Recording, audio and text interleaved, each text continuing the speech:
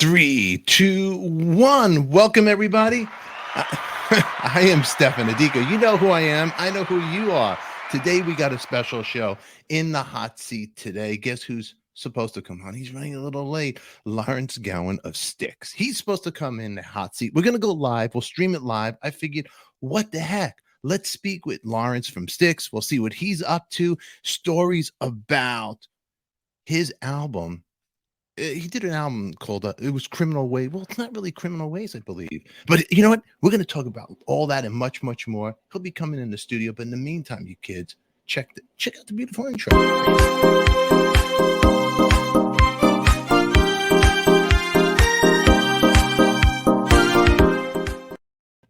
Oh, you're handsome and debonair. Lawrence Gowan of STYX. I'm on with Stefan right now. I'll call you later. Welcome, Lawrence. How you doing, man? Okay, bye now. All right. Hey, Stefan, how are you? Hey, I'm doing great. How about you? Look at this. Bam. Look at that. Lawrence Gowan of STYX in the house right now. And I figured, you know what? We just go live and then I'll edit this out afterwards with the people. One second, Stefan. Yeah. The spelling of my last name is Gowan. Oh, did I get it wrong? That's okay. You know what? I'm from Brooklyn. This is what I did. I did wrong. Let me look at that again. Yeah, it's an E instead of an I. am so sorry. A-N, yeah. A-N. Wow. Well, let's just end the interview. I'm over and done with now. You know, it's a complete disaster. All righty. Well, thank you for being here, man. Thank you very much. Great to see you again. Yeah. We had a great conversation. We were getting deep about stuff. Yeah. Where did we leave off anyway? God, we're talking about, you know what, the John Lennon estate that you recorded. Oh, yeah. Criminal Minds and all that. And we'll talk about that. You had a gig last night? We played last night, yes, in Indianapolis. And tonight we're playing here in Cincinnati. As you can see, I'm staying under a bridge. I thought it was your stage production. I thought maybe you brought a bed to the stage. That's that's what it looks like, man. You know, it's become much more sedate. Yeah, there's a little nap break in the middle of them. No, it's just this hotel room. It's like, look at this whole. Let me see what you got going on there. It's the Brooklyn Bridge. It looks like. It's not well, I don't know if the Brooklyn Bridge is a Roebling Bridge, but there's a man named Roebling, Roebling. That is. He built these bridges back in the 1800s, I'm guessing, and there's one just out the window there here in Cincinnati. I can show it to you if you like. So wait a second. You went down in the history books on this. You went deep over here about the bridge. I love traveling in America and discover. Here, hang on. I'm going to show you. Show us. Okay. So show us. Thank you, Danny. See it out there? Oh, yeah. That's a Roebling Bridge. It's one of these amazing suspension type bridges. I hope I'm giving you a good camera. Yeah. Cincinnati over there. And yeah, I got up, came here in the middle of the night, of course, as we normally do. And I got up and walked across the bridge this morning. It's one of my favorite spots in America. I'm going to close these over again. What the hell? So they've done some beautiful artwork here behind the bed. And I had a wonderful dream about, I met a troll and he asked me 3 questions and he let me cross the bridge. So your show went great last night, huh? Good. You're out with Loverboy, REO Speedwagon, correct? Yeah. To say it went great is an understatement. Quite frankly, there were 16,000 people there. There was not, and it was raining, and none of them left. Amazing. I mean, the devotion that people have had to these shows is just phenomenal. You know, the night before we were in Indianapolis. The night before that we were in Detroit again, fully like jammed. Yeah. After that we were in St. Louis. 19,000 people, biggest audience we've ever had in St. Louis. Wow. Really staggering, quite honestly, and just such the atmosphere that's being created in these shows is so. It's the vitality of people coming back to their concerts is really. You know, it's funny that you say that because last night I drove 2 hours. My friend is a backup singer, Sharon Solani, for Stevie Nicks, and I went. And you know what it's like to get tickets when you're giving tickets out to guests. I was not going to go, and it's raining in Washington, so it was like a 2-hour drive. And then she's like, I really have to speak to my tour manager, pull some strings. I go, Sharon, I'm going. And I ended up not only going by support Stevie Nicks, she has great merch and really cool. These hoodies. Right. I never buy merch, but the show is so magical. Yeah. And it was raining, pouring. Yeah. And the audience, it's like a religious experience. I think they've been locked up for too long. It's the closest thing in our life. A great rock show is the most soul lifting experience that I've experienced in my life. It really is. And I can't recommend it high enough, you know. I mean, and I know exactly how you feel. I know that, for example, the last show I went to before the pandemic was Elton John. And it's funny because even in Toronto, he was playing Toronto, I was kind of reluctant. I don't know why, to go and see the show because I've seen him so many times, etc. Mm-hmm. The moment I got there and he hit the very first chord of the show was Benny and the Jets. The moment he hit that chord, I was like, what was I thinking? This is the greatest place on earth right now. And who would want to be anywhere but here? For the next 2 hours plus, it was magical.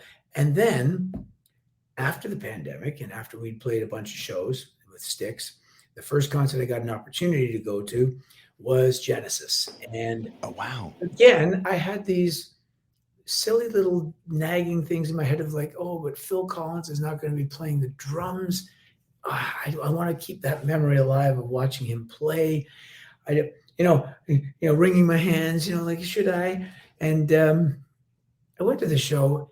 It might have been the greatest Genesis show I've ever seen. It might have been the greatest. He embodied so many of the lyrics of their songs. He now personifies. He had to sit down and sing these songs. His son is right behind him, nailing the drum parts, like just nailing them, putting a whole youthful vitality into the songs again. And again, I felt like no wonder people love this so much. It's like, it's not just me, and I can say at a STYX show, as I look across the stage at the other guys, I'm sometimes as entertained as the person in the front row. Yeah. I was in a better seat. Yeah. I mean, it definitely, music is healing. And as we get older, we get stuck in our ways. I don't want to do anything. I want to stay home. But when you get there, you're like, what was I thinking? Yeah, and you obviously had that last night with Stevie Nicks, and that's fantastic. It was a great, she has a great band, and she actually had Ben Monttench was playing keyboards. He was filling in. Wow. He was filling in. I didn't realize it. He has his hat, and I'm looking, when I stopped dragging my heart, I go, the sound, because when you have the guy there, his sound, I'm like, this sounds identical. And I'm looking. So it was cool. So you guys both played in the rain. STYX, Nicks, everybody's playing in the rain, but the people they're not hiding, they're coming out. STYX, Nicks, and I don't know about the Fix, but anyway, yeah. I think we're writing a song. So right now, everybody watching in the chat, if you're here watching, I believe this might have been from last night's show, an ad maybe. Yeah, that's where you played last night. Am I correct? Let's see now, Riverbend. Yes, that's where you guys play. Wait a minute. No, that's coming up tonight. Is that tonight? No.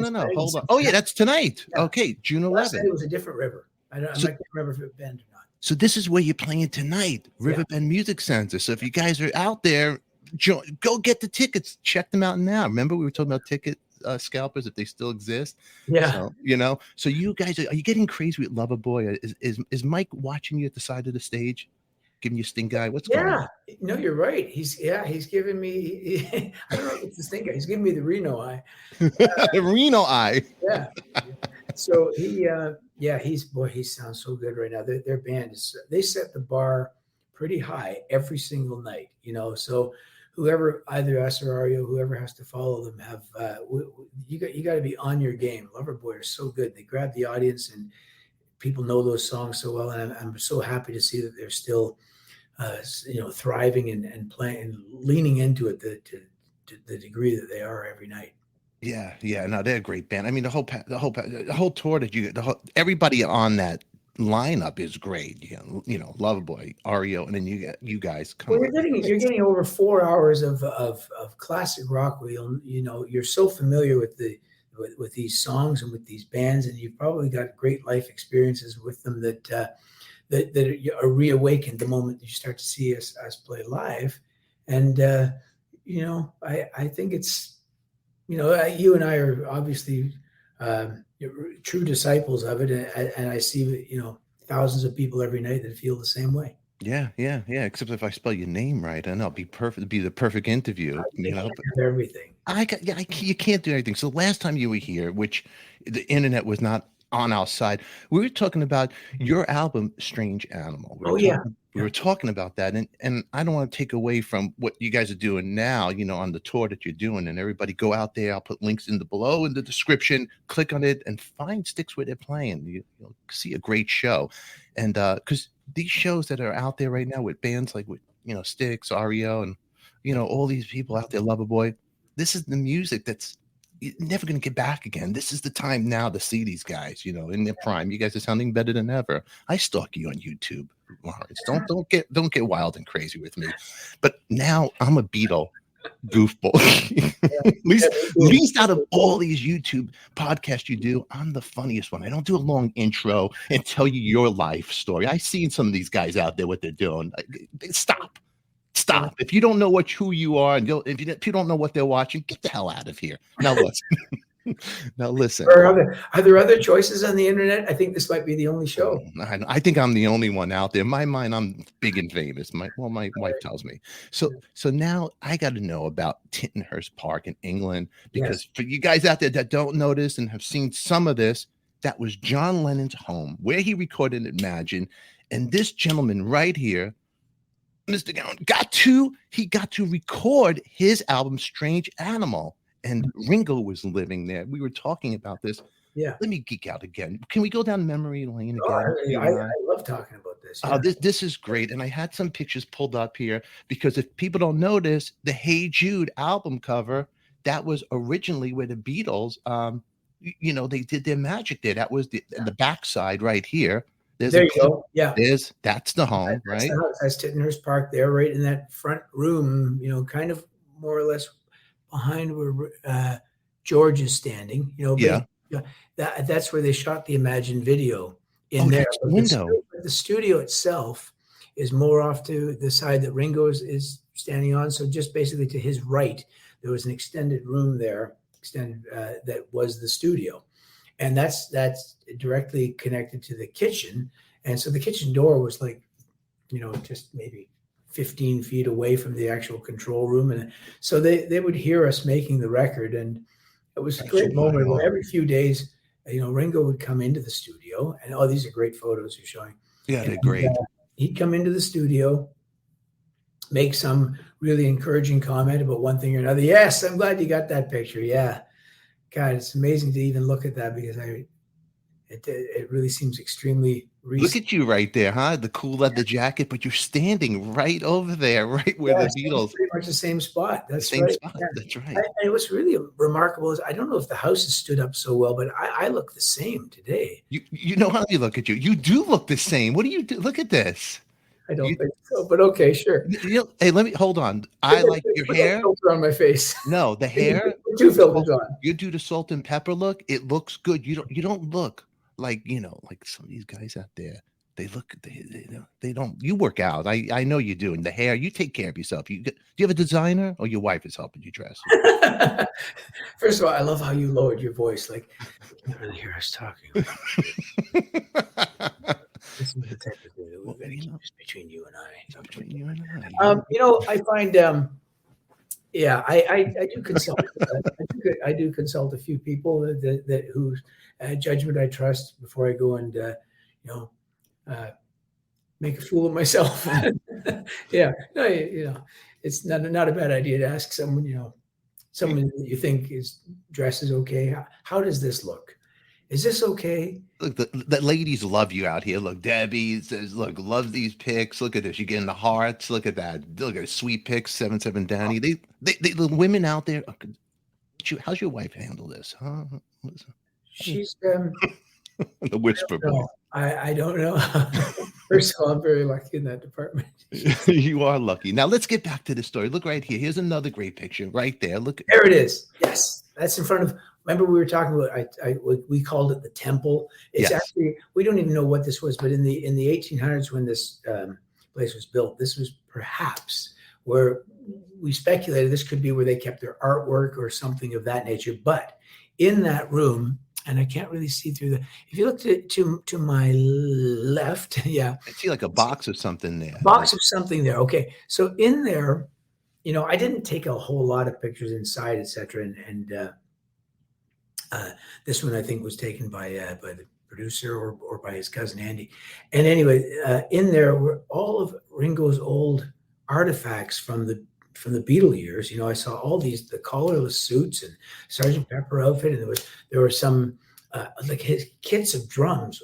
I recognized every kit stacked up, all these Ludwig, kits of drums, etc. And they were storage, but in the moment we had a job to do, which was we put Jerry Murata's drums in there and recorded, because it had a great ambience in there. And God, now that I think about it, when we wanted the mics to sound a little bit closer, mic sounding, we'd move some of the clothes a little bit closer on the clothing rack. Just move the whole rack over. Just That's funny. But what was on that rack these are historical pieces of, pretty priceless. But at that time, in 1984, Ringo would only have been about, like 44 years old. So I think he was, very much still a young man looking ahead to what future projects he was going to do. And this was kind of the old stuff he was just kind of hanging on to for whatever reason back then. And I heard that subsequently, years later, he became one of the biggest Beatle fans in the world and was much more careful with his things. I remember one day I asked his assistant, I don't know if you have this shot, Mike O'Donnell asked, where, this is before I saw the kit stacked up in the room there. I said, doesn't he have the Beatle kit set up with the drum head on it and the whole thing? I'm thinking it's like, but no, not at that time. He was actually moving on to doing his Thomas the Tank Engine as the Mr. Conductor. In fact, he started that while we were there at the studio. But Mike says, I'll ask him whether he's got the drum head around here. He's got the drum head around here somewhere. And he brought out the Beatle drum head. He said, yeah, it was in the front closet, like behind a bunch of shoes and stuff. And it was the holy grail of drum heads, let's face it. Yeah. In fact, I'll really geek out on you. This is how holy grail it was. When I looked at it up close, there's a great shot of me holding it. I don't know if you have that one, but I don't have it. I'm going to put overlays over here. Somewhere in my computer here, I'll find it. But the drum head really up close, I could see where the original artist who had come up with the logo, I suppose, had a different logo there in pencil behind it. They obviously started that way and went, that's not quite it. Try something else. And to see that, that's not captured in the photo, but to see how he penciled in this other thing, it was almost like looking at a canvas of, I'll go extreme here. It'll be almost like looking at the Mona Lisa up close and going, oh, look, he actually had her with, with her teeth out at first, and then he decided, let's go with this kind of smile. It was, the nuance of that was astounding. And then to have the actual man, walk in the room and make some kind of crack. He had a great sense of humor about all kinds of things. That's what I'm geeking out now, because I'm imagining it. So can you see where the markings were? Where he erased it and then he's like fixed it up? He did it with a pencil? I don't know who the artist was, but yeah, you could actually see where he'd taken the eraser. That's wild. No, not that. And come up with the logo that we know so well. So the original, it's all by hand. It wasn't like some, it looked like it was by hand. Yeah, it looked very much like it was by hand. To my eye, it looked very much by hand. I don't think it was. I think he came up with shaping it and then kind of maybe even stenciling it or something of that nature. But really. What a great, an interesting top. Like, who did the long T? Because before that drum, the long T, because before that there was another Beatle, almost like in a cursive writing. Remember that one? I do remember that one. I remember there was even one. I can't remember if it was the Silver Beatles, but there was one that had little, bug antenna coming out. Yes, yes, I remember that. They were really good at spotting what would not age well. They were they were good at a lot of things, that band. Are you kidding? Now, so you're over here recording this great record and of yours, and you have Ringo walking around, a gentleman with his coffee or his tea in the morning, I would say, right? Whatever he's drinking. I don't know what was in that mug, but but he's out there, don't play after 10. What's that whole scene like? 8 p.m. 8 p.m. We had to knock it off then. Okay, I'll tell you a quick little story there. Quite often in the studio, there are long pauses where you'll either go out for a little stroll or they're working on some technical aspect of it that I'm really of no use to, of no assistance. So I'd be reading a book. I was reading a lot of Herman Hesse books back then. And anyway, I think I mentioned this earlier, but Ringo had he had dogs loose on the property. Security dogs. One in particular was Leo. He was a German Shepherd who was not very friendly to Canadians, which anyone that wasn't of the immediate family, let's put it that way.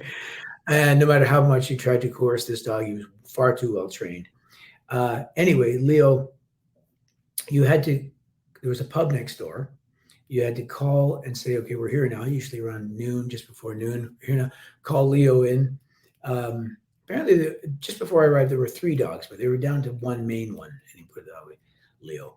And so, okay, Leo, get him in his pen. Mike, his assistant, would do it. Anyway, you couldn't just walk out of the studio if Leo was roaming the grounds loose, and there were plenty of signs saying to people, don't come on this property. You're not welcome here, et cetera, like that, just basically trying to draw a line. And if you think of the historical fact that it was 1984, you can think of all kinds of reasons why security was right after 1980 high significance. Anyway, so where am I going with this? Yes, one night it's getting towards 8 o'clock, so it's the end. It's the end of the day, and we're kind of winding down. And suddenly, I wonder if you'd ever remember this. I doubt it. But suddenly, I'm standing outside the studio reading, just kind of reading a book, listening to what's going on, with working on a tape machine or something. And suddenly, the kitchen door opens, and Ringo comes in, and he's kind of, I think he was in his jammies actually. They're nice looking, but he comes in and he looks really concerned, and he goes, "Are you all right, pal?" He comes up to me and says that, and I said, "Yeah, why? What's up?" He goes, "I just saw someone. I saw Leo tear across the yard, and I thought I saw someone kind of disappear into the. There's an area called the Wibbly Wobbly Way. It's great whimsical walkway. It was something about Lewis Carroll or something, yeah. And he thought it was me, that I just wandered out onto the grounds at night, and that the dog was having me for dinner, and." It was just a great moment, because I'm looking at him and I'm thinking, God, thank you for your concern. Right? God, that is, think about it. 1980, Lennon was assassinated, and then it's only 4 years. And so picture the nightmares he's having. Can it happen to me? I mean, well, I don't, yeah. I mean, there was definitely a concern about trying to live, a relaxed and quote unquote normal life, and having this legacy behind you that was going to be part of your daily existence, and how people can infiltrate on that and intrude upon that in dangerous ways, obviously. But you also on that album, and you were talking about it the last time you hear, the great bassist Tony Levin played bass on this record, who's amazing, part of the Double Fantasy legacy with Lennon. That's right. Yeah, I would ask him quite a few questions about that. I still do. Do you really? You keep a good relationship with Tony?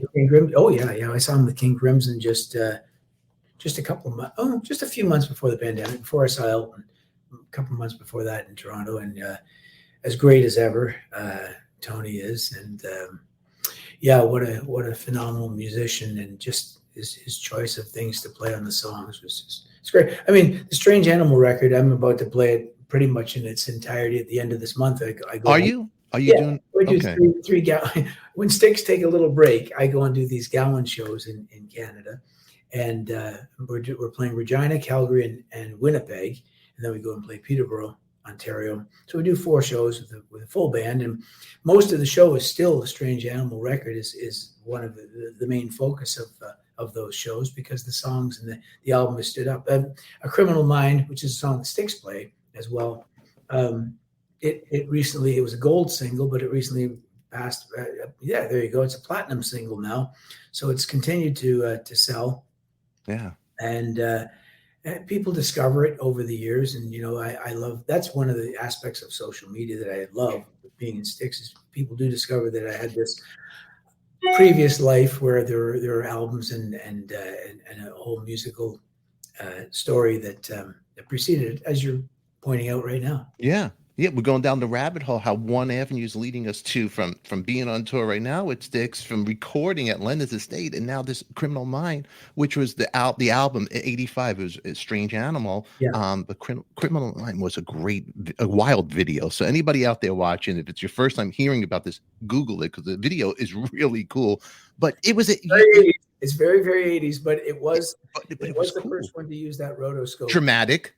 It was that rotoscope technique where I turn into a cartoon character. That is the first video that used that, despite what it says on AHA's Wikipedia page. But you guys were a big hit out there, because the States. The problem was you weren't getting out here to push here, but you guys were doing tours. I can't remember if we discussed that before, Stefan, but the way the music industry was, like you and I right now, this is a worldwide broadcast. Really, anyone can watch this. Yeah. Right? That's not the way the major labels, Columbia and Capitol and Warner Brothers and A&M, those are the big four. Here's a nice message. I saw the original Strange Animal on tour in St. John's, Newfoundland. Yeah, great. Thank you very much, poor trout. That's right. Very nice. So, very nice. Anyway, the major labels would quite often divide up the world as to who got an American release and who got British release, and there were artists that were relegated to one part of the world. You could be a huge artist in Germany and people don't know you in America, or even British artists, or some bands in Britain that could play stadiums and weren't heard of in Canada or America. And for me, with CBS Records, it was a frustration that no matter how well my records did in Canada, it just didn't seem that they wanted to release them in the U.S. They controlled the market. Anyway, this is very boring, but it's not. No, it's very interesting. It's the reality of what the music industry was then compared to now, where everyone gets a worldwide release. You and I can record a song right now on this thing and go send, and everyone can hear it. That was not the case. I did sell quite well in certain cities in America on import. They'd have an import section, and some radio stations, WMMS in I think that's the one in Cleveland, and WDVE in Pittsburgh, and a station in Buffalo, I should know offhand. They were very supportive. And so when I did a tour where I opened for Tears for Fears in those cities, people recognized the stuff, and A Criminal Mind actually was in the top 20 in Cleveland, to where I returned that year in '85 and opened for Foreigner on Foreigner 4. Wow. Them at the Richview Coliseum, and it was encores and everything. And I remember the local CBS rep going, I don't understand why we're not promoting this record in America. And later I began to realize that part of the business of the music side of things was to control the market and not flood it with too much material, because then you're not going to be able to make the profits. Anyway, as I said before, people are falling asleep to this at this point. Anyway. No. It's your life, and it's the frustration of being an artist who has this great material. It's like, why? I don't want to. Here's the other side of that. It's not the worst complaint to have about your life. It's the way it went. And my career in Canada was really fantastic. I would go from coast to coast, from St. John's, Newfoundland, who we just saw a message from, all the way to Victoria, BC, and that was a wonderful way to spend my life, is crossing the country over and over and over. And then in the 90s, I expanded that a little bit, because being born in Scotland, I still had my British passport, so I could go and work in England. And I began to play a lot of pubs and basically start to build my career there. I did an entire tour of Britain where I opened for the Stranglers. And that's one of my greatest musical memories. It was like 28 dates just throughout the UK. Myself just on solo piano, and that band was, what a devoted audience they had there, so I expanded a little bit, but then when STYX happened, I suddenly was in the American market most of the year now in America, and loving it, and playing with this legendary band of guys that I enjoyed playing with them last night on stage as much as I did in my very first show 23 years ago. I seen you guys play a while ago, and we talked about it. I went with my buddy Eric Singer, my friend, and Yeah, you said, yeah, yeah, right. and I think it was at Universal, and I think they switched theaters, like it went away. I'm not sure. We talked about it, and it Mm. was a great package show. I remember it was. You might have been out there with REO. I mean, I think you Really? might have been, and Yep. I remember seeing that was my first STYX concert, and I was like, these guys are great because Eric is friends with Ricky, your bass player, Ricky Phillips, and That's right. it was great. I had a great time, and the music was just. I mean, Remember what year that might have been? it's oh yeah, it was definitely over 10 years. It had to be over 10 years ago because I was still living in Burbank at the time before I left to go to Central Coast, California. Because since we're in the name dropping Let's name drop. Hey, category pick up that name. I remember one of the first shows I played at Universal with Yeah. STYX. I had a phenomenal experience, and it was that I'm on the spinning keyboard that I use, and right in the first row, right in front of me, and standing, because the audience is usually standing up by at least for the last half of the show, if not more, was Mickey Dolenz of the Monkees. Wow. And looking at him, I'm just thinking, oh man, I watched the Monkey every episode. I watched. Yeah. And even he came backstage afterward, and I thought I'd be clever. I told him that my aunt from Scotland, my Auntie May, she brought me a book when I was a little kid when she came over for a visit to Canada, and she brought me a book called Circus Boy, and it was Mickey Dolenz, blonde-haired Mickey Dolenz on the cover. And I told her, the first book I ever read was Circus Boy, and you were on the cover. He wasn't overly surprised. He wasn't. Well, But you could see, here you are doing your show, you're out there, you're standing, dramatic, singing all these great songs, and Mickey's watching. You figured, I got the license right now to talk to the guy, and then it goes wonk wonk. It's all of a sudden. Well, because I exactly bomb. What they say? I fanboyed out. That was it. I fanboyed. It's okay to fanboy out. You know what? Yeah, sometimes you can't help it. So I did the same thing. I did the same thing with. But something, a great thing that I'm really, really appreciative of is last year, one night, it was one of the last, it might have been the last show they did, and Mickey and Mike Nesmith did a show from the Greek Theater, where we've played often now in Los Angeles, at least 3 or 4 times. And I got to watch that because it was streamed. Someone was streaming it. Oh, wow. And oh my God, because that was the last time we saw Mike Nesmith with him. And yeah, it's I was really glad I got to see that. So thanks, Internet. Yeah. You know what? I seen it too. It's touching. Okay. And Mike, God, he was so good. He was About a week later, we were playing in, oh shoot, I should remember this. I think it was in Oklahoma. Pretty sure it was, in fact. I'm trying to remember. It might have been in Tulsa. Anyway, the Monkees had been there just 2 weeks prior to us playing. So about a week before I saw that broadcast, streamed on YouTube, I think it was. And I just thought, wow, I'm on the same stage tonight where those guys were just a couple of weeks ago. And he had a great band, and those songs stand up. They really do. They were good tunes. That part of that Brill building, they had all those writers back then, and Neil Diamond, all these greats, but they were great too. Mike Nesmith, the Voice and Heart team they put together a lot of those Monkey songs and some of their own. I mean, Mike Nesmith,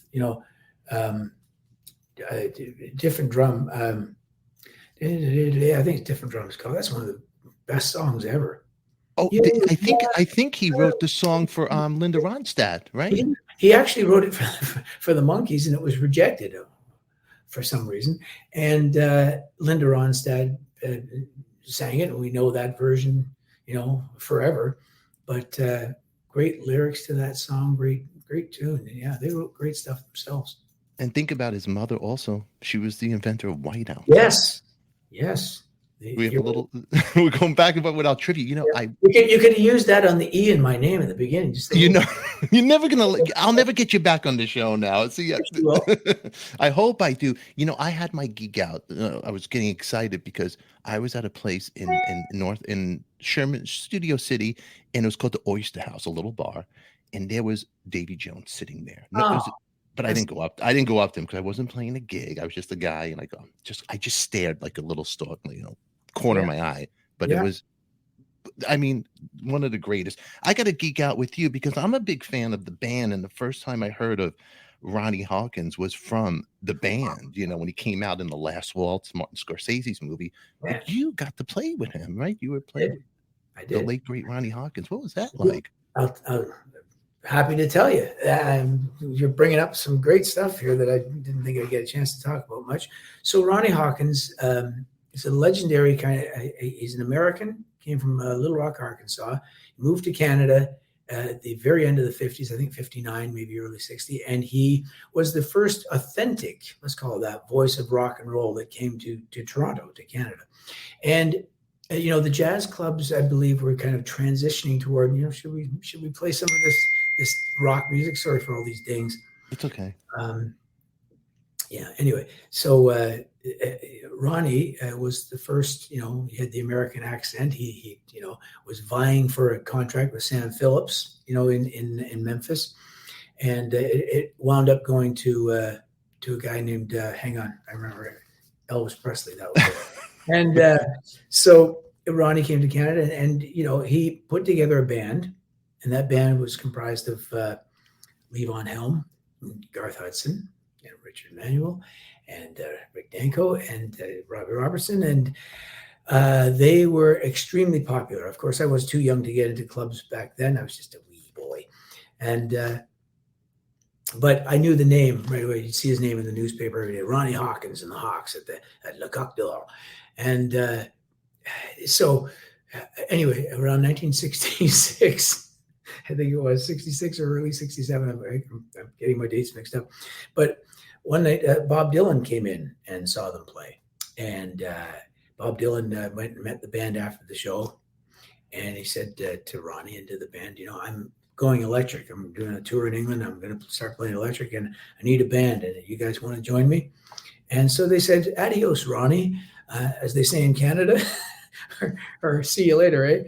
And that was it. They went and became Bob Dylan's band, and then, of course, they became the band. But, so roll the clock ahead. In 1984, after making the album Strange Animal at Ringo's home, I came home around July, and the CBS, Columbia Records, were very excited about the record. They really liked what they heard, and they thought, let's really put together a good promotion for this record, and we'll make a couple of really, strong videos, because the songs would. Okay, well, that's going to take time. And my buddy of mine named Bob Schindel, sound engineer, very popular in Canada, probably the number one sound engineer in the country. He was doing sound for Ronnie, and they needed a piano player. So he said, oh, my friend, Gowan, Gowan, he plays the piano. He plays the piano. I'm sorry, man. That damn Gowan guy. I'm sorry. I'll never get Ann Wilson now. That's over. By the way, Wilson. I'm going to get your number. I'm going to text you. Hey, I got a guess. Can you spell it for me? Anyway, so ruin a good story for my viewers. Okay, so I joined Ronnie's band, and the wonderful thing is I can go on that because I got a chance to play with Bo Diddley. I played, obviously with Ronnie, phenomenal musicians he's always had in his band. But in 1995, okay, so we're going 11 years beyond that. His 60th birthday in Toronto was at Massey Hall. That would be like the Carnegie Hall of Toronto. And his 60th birthday there, and he had Jerry Lee Lewis and Carl Perkins. These are guys that he knew back in his days in Arkansas. Wow. And the band, who were his band. And he had Jeff Healy join us on guitar, young Toronto lad. Yeah, there you go. There's a picture of it. Way to go. And, I was his alumni piano player. And by that time, I'd had quite a few hit records. And but I used to Ronnie loved if I did my Little Richard kind of moment in his shows. And so he kind of turns the stage over to me, and I did some Little Richard. I did one of my own, but I did my a Little Richard turn. Did you? Yeah. And you can look at it. It's called Let It Rock. Ronnie Hawkins, Let It Rock. It's on YouTube there. And it went over great, but I'm playing on stage and this Carl Perkins and Jerry Lee Lewis and the band and, and Ronnie and it was Legends. phenomenal night that I, again, very blessed by the universe, I guess, to have all these lucky little things come dancing into my orbit. Oh man, I mean, come on, those are icons that you just mentioned. People who wrote the Bible, rock and roll. Yeah, they did. They absolutely did. And the one regret I have is I really wish I had the opportunity to meet Little Richard. You didn't get to meet him, huh? No. And when we played he was living in Nashville toward the end of his time on Earth. They told me that where he was living. I lived in this nice new condo. It was right next to the Bridgestone Arena where we were playing. And I thought, God, at sound check even, they said, yeah, Little Richard is like, and I just thought, God, I'm a few feet away. I wonder if I could just luck into bumping into him. I had a great bump into one day with Elton John, another story. But anyway, I was hoping we could do that. And the time didn't work out. And I thought, well, I'll make more of an effort next time. And now he's gone. So seize the moment. You seized them. I'll tell you. I'm gonna name drop right now. Gowan with an A. I'm gonna tell you. Listen, Gowan. I'll get you right now.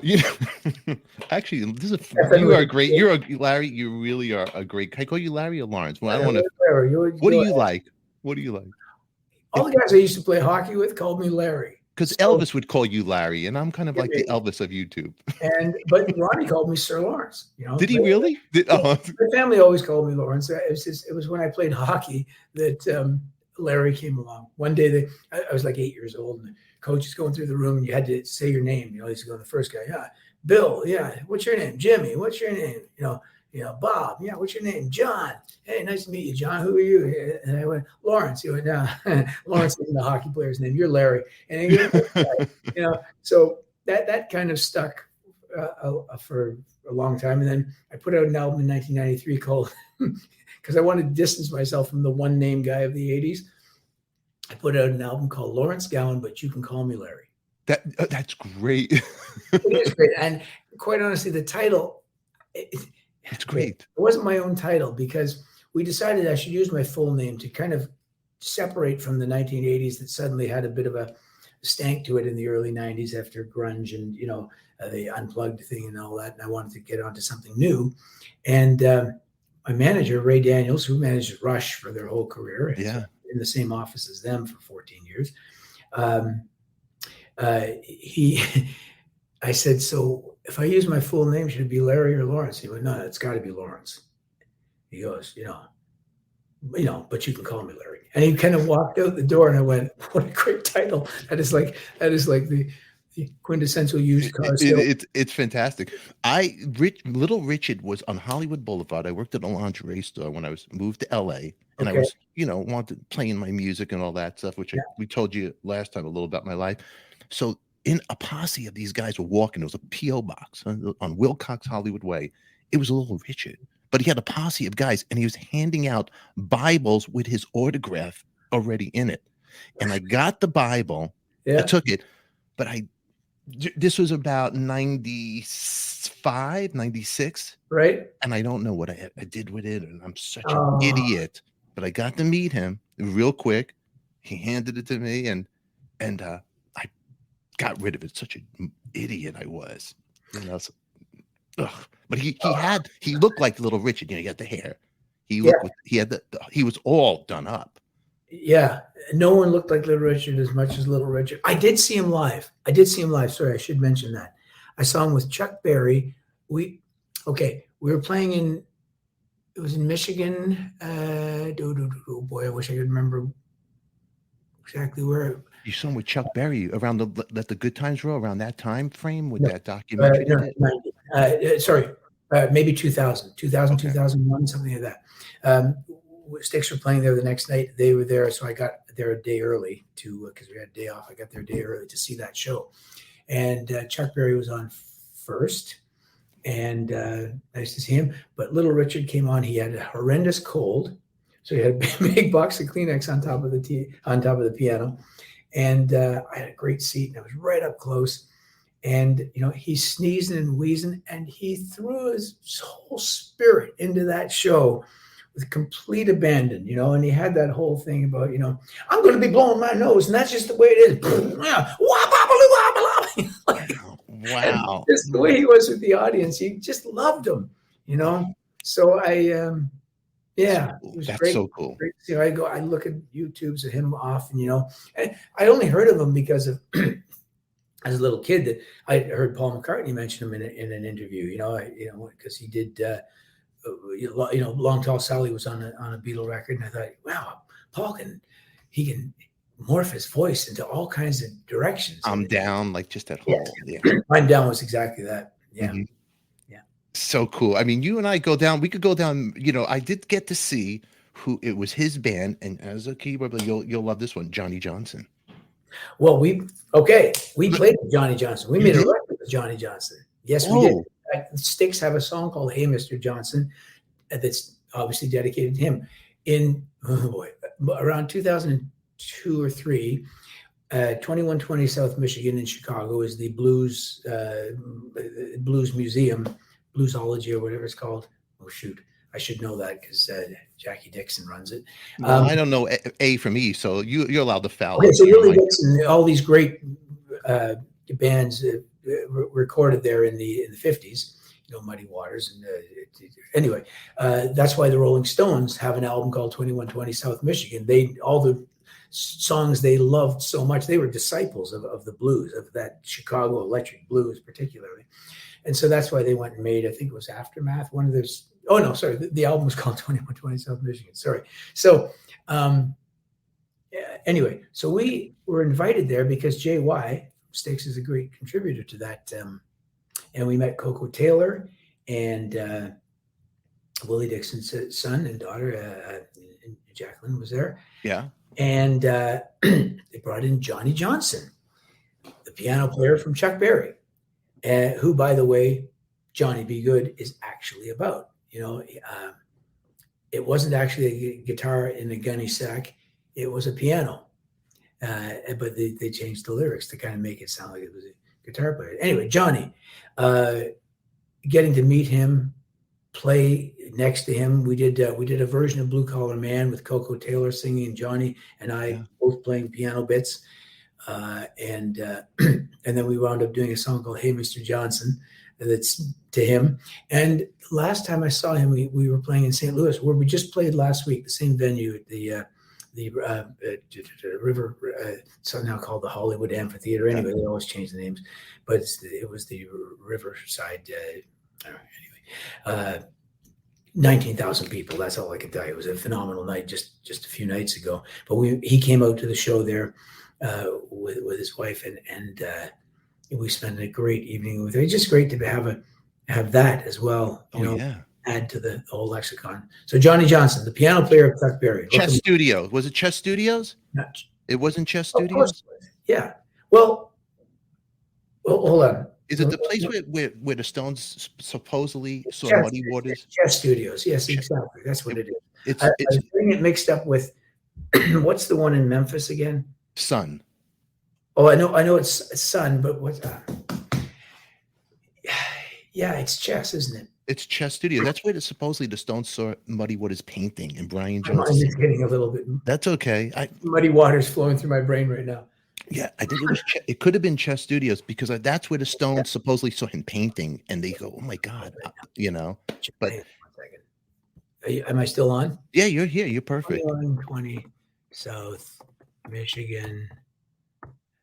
Okay, this is me typing. I love it because we're stumping each other.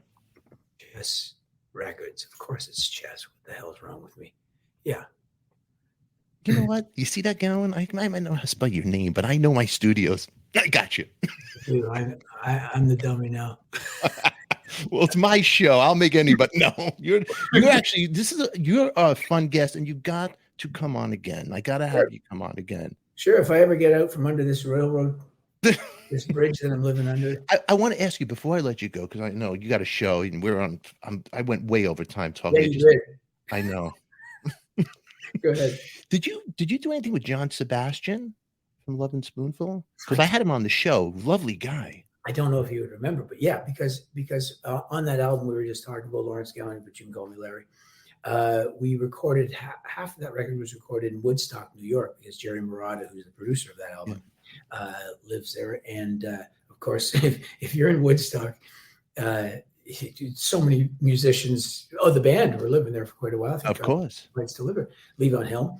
But you'd see so many famous musicians walking down, going into the grocery store, and so we were recording there, and we had one day because Robert Fripp played on one song because he was there, and he and Tony were working on a new Crimson thing, and I had a song that fit him.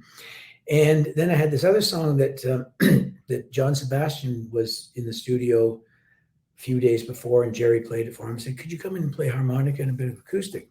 So yeah, we spent a day in the studio together. The song was called "Last Laugh," and I could have spoken to him for a long time, but we had the job to do, and we only spent the one day together. A beautiful guy. Yeah, a beautiful guy. I actually released a video interview with him here, but I got about 3 hours of interviewing because he was going on and telling me about just the roots and the Bob Dylan living in the village. And I knew I would lose the day if I started in totally. He's got so much. He's such an encyclopedia of all those things. But we really were focused on the song for that day, and he did a wonderful job. And this is why, because you love the stories, the history. I mean, of the music. I mean, it's nothing like it. I mean, these stories are great, and that's why it's fun to reminisce with you. And you know what? You're a great guest, man. And everybody out there, I'm gonna let Mr. Gowan go. And if you guys are looking him up, don't Google E. Put an A. Replace that really quick. But I'll put the links down below with the right spelling, the right links. And man, I hope I get to catch you guys and see one of your shows when next time you play the Washington area. Maybe I'll take a trip. I like to see your criminal. Yeah. Like to see that on Strange Animal album that you're doing.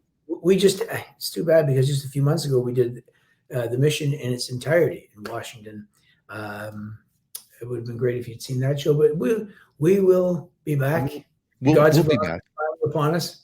Yeah, we'll be back, and I'll be following you, and then hopefully one day we could do an interview in person, and it'd be nice to shake your hand. You've been a lovely guest, and I appreciate your time coming back for a part 2 with me. But we'll probably come back more. Put her there, pal. You know what? You got it. That's right. And you know what I'll do for you, Knuckles? And since we're name dropping, I'll make sure I tell Eric Singer you say hello. All right? Yes. I think his last name's spelled Swinger, though. Well, that's not his name is Mensinger. He's so annoying. I can't even stand him sometimes. A showbiz person who changed their name. I've never heard of such a thing. That's right. You know who does that? The Jewish people, except for me. I left my last name ADIKA. That's it. I think their bass player changed his name. I think so. But man, Lawrence, you've been a lovely guest. I appreciate you. And everybody in the chat, give us a thumbs up, subscribe, and give Larry an applause. And tonight you are playing. Let me put this up for everybody out there. Tonight, Riverbend Music Center. And he's going to be out there playing. There's a Ticketmaster.com link. Click on that. Check them out. STYX, REO Speedwagon, Loverboy. They're in your town. Don't mess around. Stefan, lovely hanging. Part 2. I look forward to seeing you somewhere up the road, man. I'll play the intro to get us out of here. I'll let you out of the studio. Thank you very much for coming on here. It was a pleasure talking to you. All right. Much love to you. I'll spell your name right next time. Get out of here, Larry. It's okay. Yeah. All right, buddy. Bye. Bye. All right, everybody. That was Lawrence Gowan right there from STYX hanging out with us. And thank you for hanging out with us. And let me see, make sure you subscribe. Hit that bell to be reminded when we come on. That's right. And down below, I'll put the links. You'll see Lawrence and STYX. They're performing. Follow them and make sure, you subscribe to this channel. Last night I took you. The footage might have been not so great to Stevie Nicks, but I'm going to try to do some good stuff. We didn't get copyright strike, but I was glad to bring you people to the Stevie Nicks concert that I went to. And thank you, Sharon, for getting me those tickets. And it was a beautiful experience for my wife and my daughter, Brooklyn. We sure needed it. So if you're ever feeling down and low, anybody, go to a concert, drag your hiney out there. It'll make you feel better. That's right. And everybody follow this channel. You never know when we're coming on or when I'm going to do a surprise. And if you want to see more unedited content, which we have something of Lawrence Gowan over there in Patreon, join Patreon. We have full unedited content. Can't even talk. Full unedited episodes there. And by you joining, it keeps this channel alive. Am I begging? Yes, because I want to be here to bring you the stories of good old rock and roll. Until then, everybody, I love you all. And I want to thank you all for being here. Thank you for the super chats today as well. 77 Danny, you're wonderful. Thank you so much. As always, Debbie Muller, love you too. Mitch Weissman, you're late, but I still love you. Thank you over here. Todd for being here. Big applause to you too, my friend, for being here. And also check out my other channel, ADIKA Live Coffee Talk with ADIKA. We have Billy Hayes of Midnight Express, and that will be released Wednesday. But Billy's been leaking it out. He loved the way I did an edit, so he's been leaking it out on his webpage. But I am doing part 2, and I'm going to link that together, and I'll release that Wednesday. I'll see you on YouTube Monday morning with the good old Dr. G. But until then, everybody, I love you so much. I don't want to leave, but I got to leave. It's that time. Now, get out of here, you crazy kids. Bam.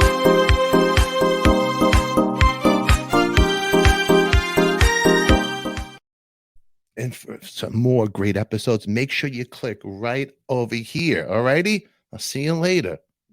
Mwah.